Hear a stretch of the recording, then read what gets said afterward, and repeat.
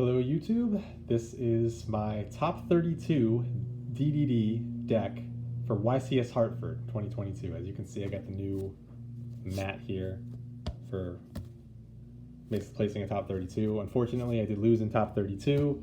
It was entirely my own fault, but you know, sometimes it happens, but I'm extremely excited to have the finish that I did.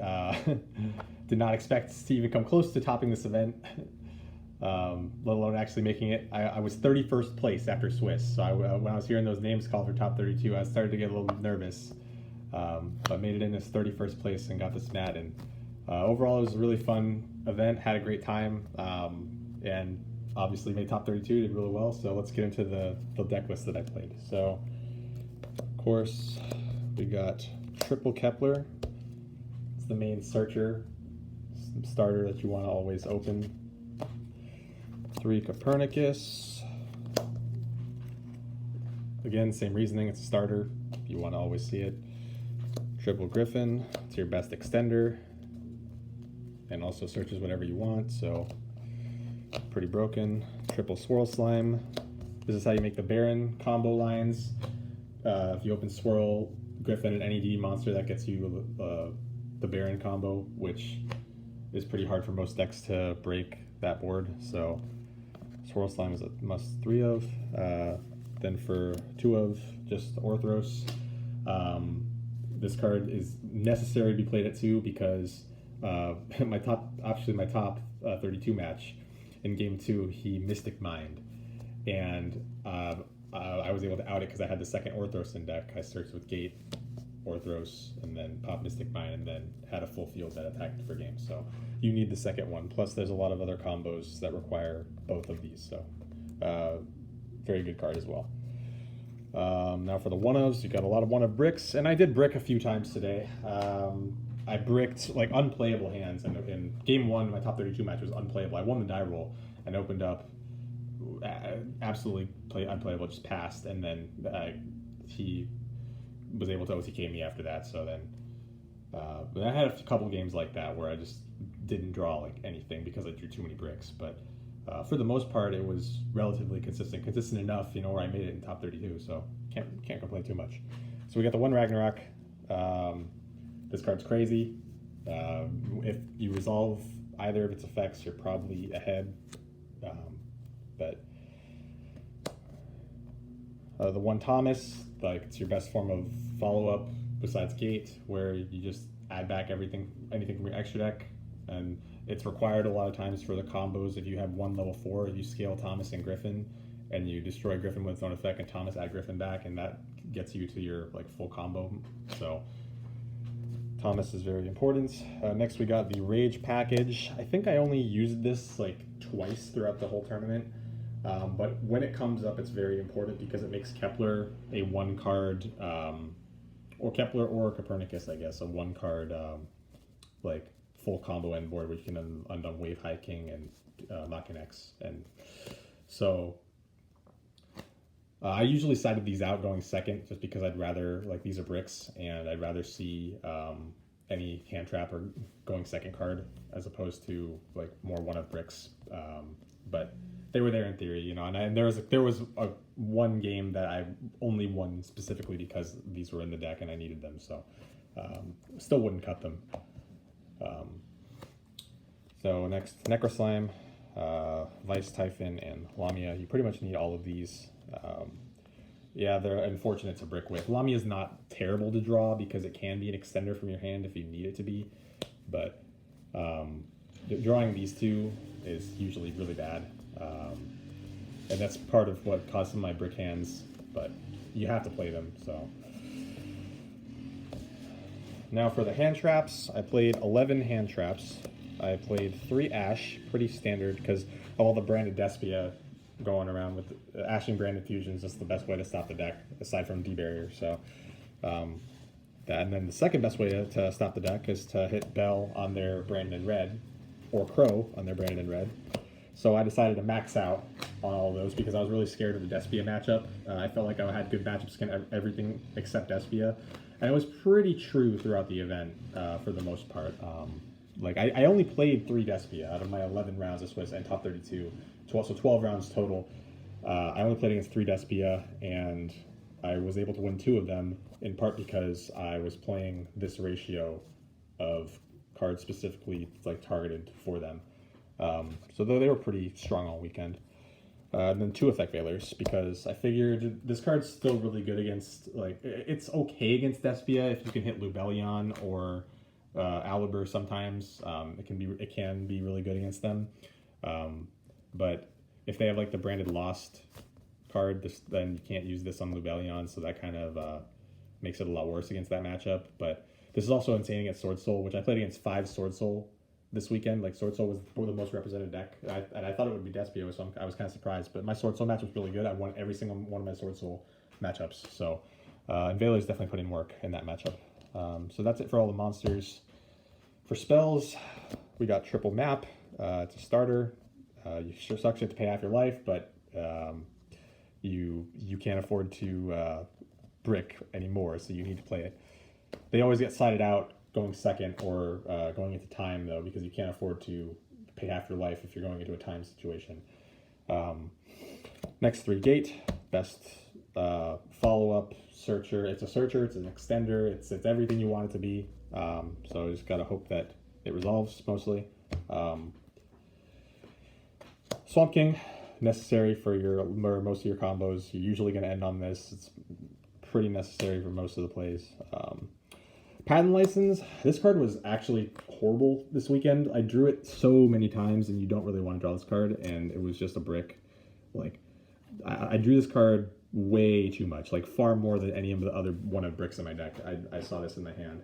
And sometimes, you know, if you have other like engine pieces, it's not bad, but a lot of times I was drawing this, and it was just really bad. I still think you have to play it, because the combo line of Copernicus and Griffin requires this in order to end on the Siegfried with the Wave High King and the Machinex and the Headhunt. So you kind of have to play it because it gives you that really high ceiling. Plus, it can be like good for follow-up if you add back a Copernicus or a Kepler off of this, potentially, if you need to keep going for the next turn. And then the one of spells, we got 1 for 1, Call by the Grave. I drew this card like it was my job game day 1. It was ridiculous how many times I opened this card, and it won me so many games. This card's insane. Probably shouldn't even be legal, to be honest, but this card's ridiculous. And 1 for 1, I saw it a couple times.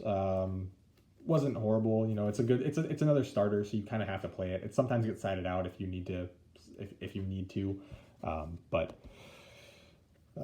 there's those. And then I played the Change of Heart that became legal. I probably should not have played this card in hindsight, but I did not draw it very often. I only drew it once, actually, and I forced out a Baron negate with it. So, I mean, it kind of did its job, I guess. But the problem with this card in this deck that I realized, is that you don't really have you can't really take their monster and do anything with it, because you need all of the extra deck spots. So unless you can go into a Baron, or if you take an Exceed monster and you can make Zeus on top, then Change of Heart you're not going to be able, unless you're killing them that turn, which you ideally are killing them in one turn. But there's not as much utility with this card. Like, you can't take their monster and use it for other materials as often as you'd like to.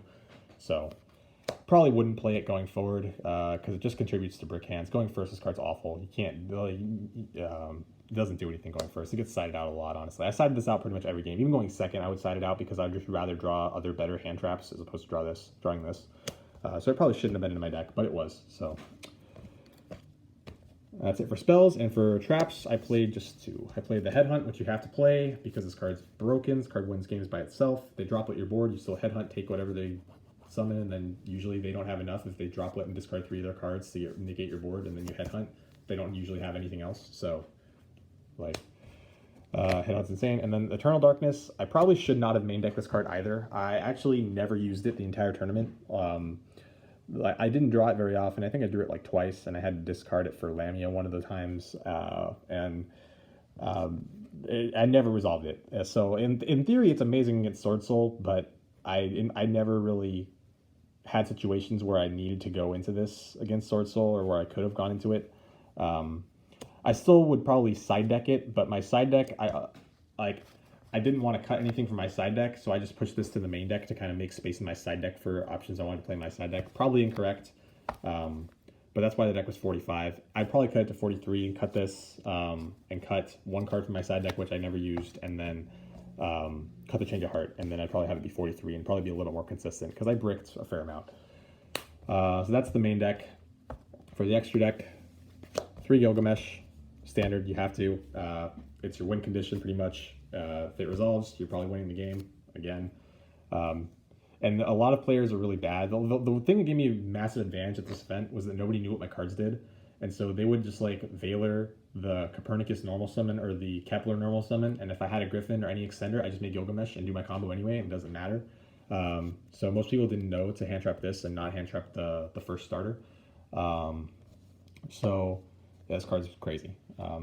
And there was actually one time today where I resolved its effect by summoning it from the graveyard. I've never done that before, and I'd gone all 3. I used all 3 in my turn 1 combo, and on the follow up, I used High Genghis to summon it back and trigger to get scales, and then and from there proceeded to kill him that turn. So yeah, that card's crazy. So for the XYZs, you got the Wave King, the Marksman, the Caesar, High Caesar, the double Machinex, and the Zeus, which I should have made in my top 32 match and lost me the game because I didn't go into it. But other than that, all these cards are pretty much mandatory. This card wins games on its own because you negate everything. All the Therion cards that are this game. I played against like 3 Therion decks, and this card's insane against them. Anytime you try and summon, they try and summon one of them, you just negate it. So, and then these are obviously like your main engine pieces in your extra deck. Any 2 4s, and you can get any contract or any card in your deck to the graveyard. So pretty much required. Plus, this card's insane in time. This coupled with the D-Arc let me win 1 game in time, which my opponent was not happy at all about. But you know, that's why that's why these are theirs in that situation where you need it for time. So that was all the XCs for fusions. Got the Dark. This card came up today a few times. I'm glad that I played it. So also did misplay by summoning this card sooner than I needed to. Because if I had saved it for a follow-up, I could have made it on the next turn, and then I had an Ash in my hand. I could normal Ash and make Baron, and then I would have won the game from there. But didn't do that, so that cost me that game. But other than that, this card's good. So you kind of have to play it. It's the worst card in the extra deck, but it's still necessary, I think. Now you got the double Genghis, standard for all the combos. You need both of them. The High Genghis, again, you end on this with a lot of different boards, and this card's crazy. The negate a spell or trap on your own turn comes up a ton. Negate Brandon in red against Despia, or I negated opening with this too. It's insane. And the synchros, you got Siegfried Baron. Pretty much no explanations needed. You need both of these, and I made Baron a decent amount today. Not as much as I would have liked to because my hands weren't amazing, but they were good enough usually. So every game I summoned Baron, I won. And then Siegfried, I only made Siegfried maybe 3 times the whole event. Didn't actually summon it that much, but it was good when I did, so it was there. Side deck. For the side deck, we got Triple Token Collector. This is the best card in my side deck. I played against 5 Swordsoul matches, and it was the main reason why I won every single one of those matchups, because they cannot play under this card. So Token Collector was crazy. Next, we got Triple Gamma and Driver. I drew Driver so many times today, and it was actually really funny. In my round 10 match, neither of us had anything, and I had Token Collectors against Swordsoul. I had Token Collector on the field. I just Tribute Summoned for Driver, attacked over his Mogi, and passed, and he had nothing. And so I just attacked him for 25 again the next turn with Driver. Driver beatdown, and it actually got me there, because like the next turn I drew a starter and I could play. Yeah, Gammas were good in theory. Sorry for the background noise. For the rest of the side, we got Double Droll. This card was pretty good. Double Nib.